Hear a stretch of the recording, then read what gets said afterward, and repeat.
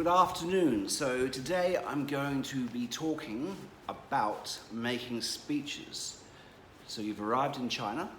They will have an event, maybe a party, to celebrate your arrival, becoming one of the team, and you'll be expected to get up and speak. Now, one thing you have to be aware of is this: Chinese are much more confident when it comes to public speaking than we are. Not as students, they're not. But something happens when they get into the workforce.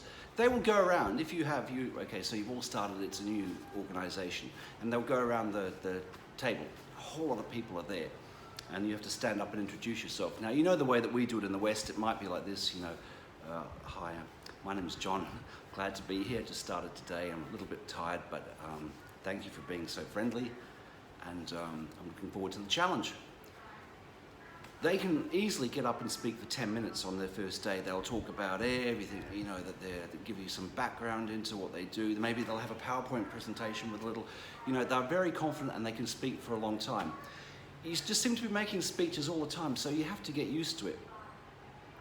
But speeches in the workplace or at events, there are various things you're going to have to think of.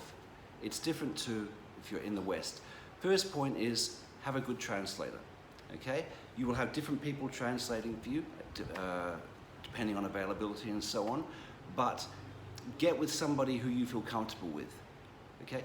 It's not unusual for them, if they don't really care, or maybe they have an agenda that goes against yours, to have a translator who will get up and actually talk complete nonsense that's got nothing to do with what you actually just said. So you think you're standing there saying this, that, and the other, and it's something completely different. That doesn't happen a lot, but I have been informed in the past that, some things weren't particularly well translated.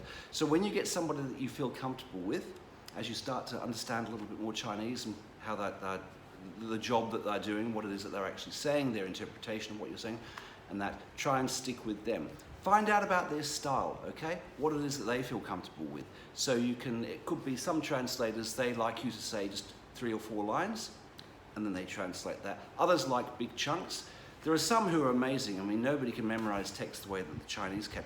Some of them, you can just talk on and on and on and on and on, and then you stop, and they go back, and they will remember everything, and they'll translate it really well. You'll have your style of speaking, they'll have their style of translating. If you meet somebody, right, who you work really well together with, you feel very good about working with them, hang on to them, okay? And actually tell them that you want them to do your translations for speeches if possible.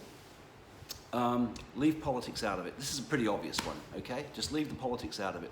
And when I say leave politics out of it, I don't just mean, don't bring up sensitive issues.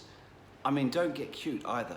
There are some Westerners who they're very fond of, poking the bear. They'll say things like, for example, good afternoon, everybody. I was going to start by talking about Hong Kong. I was there on the weekend, and there are a few things happened. Boy, but that's maybe that's I best not even go there. So I'll move straight on to this, that, and the other. They will say that. No, don't do it. Don't do it. It's not a good idea. Not a good idea.